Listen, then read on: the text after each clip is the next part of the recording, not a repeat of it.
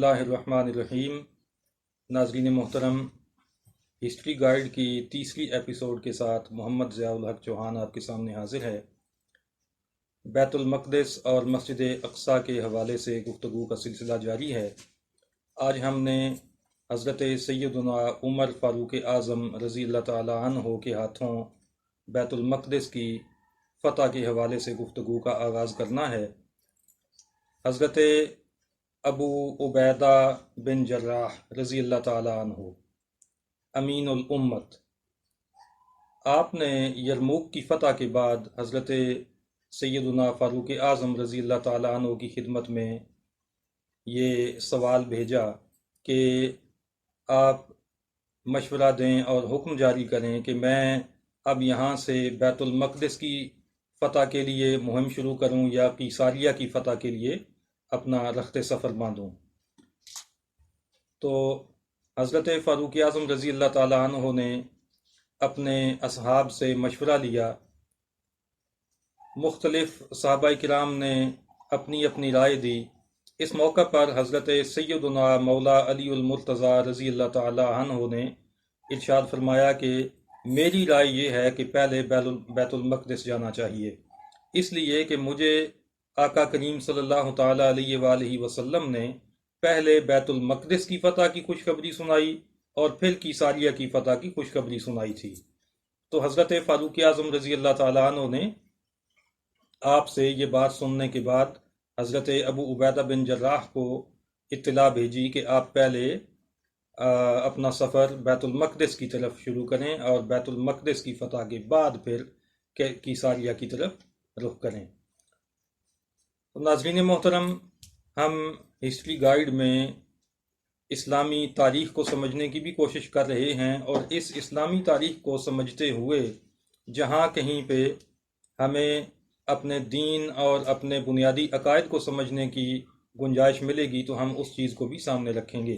तो ये जो मामला इस वक्त मैंने आपके सामने रखा है, इससे ये बात साबित हो जाती है कि सहाबा किराम का नज़रिया और अकीदा ये था कि जाने कायनात सल्लल्लाहु ताला अलैहि वसल्लम को अल्लाह रब्बुल इज़्ज़त ने गैब का इल्म अता फरमाया था और इसी इल्म गैब की रोशनी में आपने मुख्तलिफ़ फतूहात की अपने सहाबा किराम को खुशखबरियाँ अता फरमाई थीं।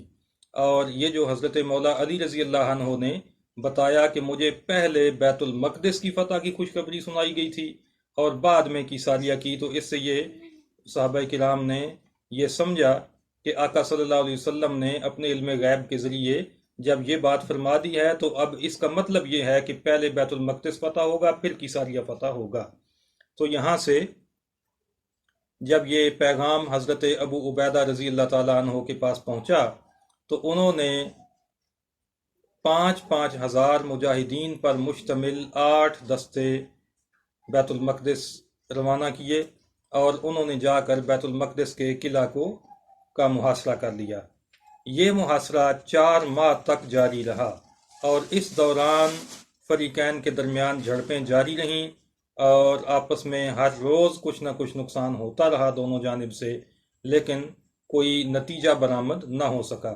बिल आखिर अहले शहर ने तंग आकर अपने बड़े राहिब कुमामा के साथ बात की कि हम तंग आ चुके हैं इस मुहासरे से, हमारे सारे रस्लो रसाइल के ज़राए बंद हो चुके हैं, तो इसका कोई हल निकाला जाए।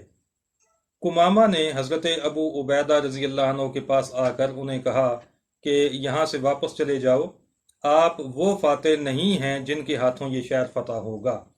तो आपने फरमाया कि फिर किसके हाथों फ़तह होगा? हम तो ये समझते हैं कि ये एक मुक़द्दस शहर है और हम तुम लोगों से ज़्यादा हकदार हैं इस शहर के, इसलिए हम तो इसको फ़तह किए बगैर वापस जाने वाले नहीं हैं। तो कुमामा ने कहा कि हमने अपनी किताबों में, साबिक़ा कुतुब में जो निशानियां पड़ी हैं इस शहर को फ़तह करने वाले की, उन निशानियों के मुताबिक आप वो फातेह नहीं हैं।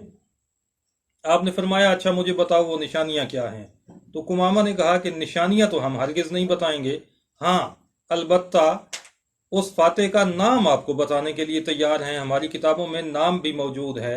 उमर बिन खत्ताब उसका नाम होगा, फ़ारूक उसका लक़ब होगा और वो एक सख्तगीर हुक्मरान होगा।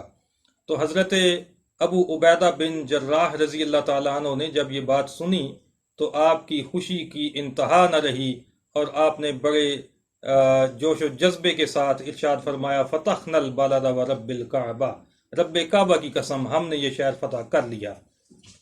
کمامہ نے پوچھا کہ کیسے تم نے فتح کیا؟ تو ارشاد فرمایا کہ یہ جو تم نام لے رہے ہو یہ تو ہمارے امیر المومنین ہیں۔ تو کمامہ نے کہا کہ اگر ایسا ہے تو پھر ان کو بلاؤ، وہ خود بیت المقدس آئیں، ہم وہ نشانیاں دیکھیں گے، اگر وہ نشانیاں انہی میں ہوئیں تو پھر ہم بغیر جنگ کے یہ شہر ان کے حوالے کر دیں گے۔ حضرت ابو عبیدہ رضی اللہ تعالیٰ عنہ نے حضرت سیدنا فاروق اعظم رضی اللہ تعالیٰ عنہ کے نام خط لکھا۔ حضرت میسرہ بن مسروق رضی اللہ تعالیٰ عنہ وہ خط لے کر مدینہ طیبہ پہنچے۔ رات کا بڑا حصہ گزر چکا تھا، لوگ سو رہے تھے، آپ سیدھے مسجد میں تشریف لے گئے، وہیں پہ کچھ دیر آرام فرمایا، پھر حضرت سیدنا فاروق اعظم رضی اللہ عنہ تشریف لائے، آپ نے اذان دی اور نماز پڑھائی۔ نماز کے بعد حضرت میسرہ سیدنا فاروق اعظم رضی اللہ عنہ کی خدمت میں حاضر ہوئے۔ سیدنا فاروق اعظم رضی اللہ تعالیٰ عنہ نے آپ کو دیکھتے ہی ارشاد فرمایا، میسرہ خوشخبری لائے ہو نا؟ آپ نے فرمایا، رب کعبہ کی قسم خوشخبری لایا ہوں۔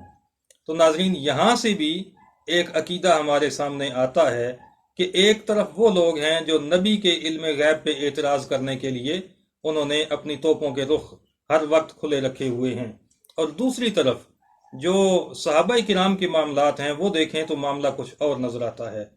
تمہیں تو آقا صلی اللہ علیہ وسلم کے علم غیب پہ اعتراض ہے، یہاں تو سیدنا فاروق اعظم رضی اللہ عنہ کو بھی اللہ نے غیب کا اتنا خزانہ دے رکھا ہے کہ وہ بھی جانتے ہیں کہ میسرہ جو آیا ہے تو یہ خوشخبری لے کے آیا ہے، یہ ایسے نہیں آیا۔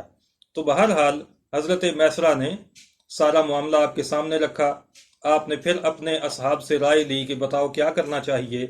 کچھ حضرات نے تو یہ رائے دی کہ آپ کو ہرگز وہاں نہیں جانا چاہیے، جبکہ حضرت مولا علی رضی اللہ تعالیٰ عنہ نے یہاں پہ ایک دفعہ پھر بڑا خوبصورت مشورہ دیا۔ آپ نے فرمایا کہ 4 ماہ معاشرے کو ہو گئے ہیں، مجاہدین پریشان ہیں، اگر آپ نہیں جاتے تو اس صورت میں رومی دنیا بھر سے اپنے مزید لشکر منگا لیں گے اور مجاہدین کے لیے زیادہ مشکلات ہو جائیں گی، تو آپ کا جانا مجاہدین کے لیے بھی خوشی کا باعث ہوگا، اور انشاءاللہ العزیز یہ شہر آپ کے ہاتھوں فتح بھی ہو جائے گا۔ تو اس مشورے کے بعد حضرت سیدنا فاروق اعظم رضی اللہ تعالیٰ عنہ نے بیت المقدس کی طرف اپنے سفر کا ارادہ مضبوط کیا، اور پھر آپ نے سفر کی تیاریاں شروع کر دیں۔ انشاءاللہ العزیز اس سے آگے جو معاملات پیش آئے وہ ہم اگلی قسط میں آپ کے سامنے پیش کریں گے۔ اللہ تعالی ہمیں اسلامی تاریخ کو سمجھنے اور اسلام کی نشت ثانیہ کے لیے اپنی کوششیں بروئے کار لانے کی توفیق عطا فرمائے۔ والسلام۔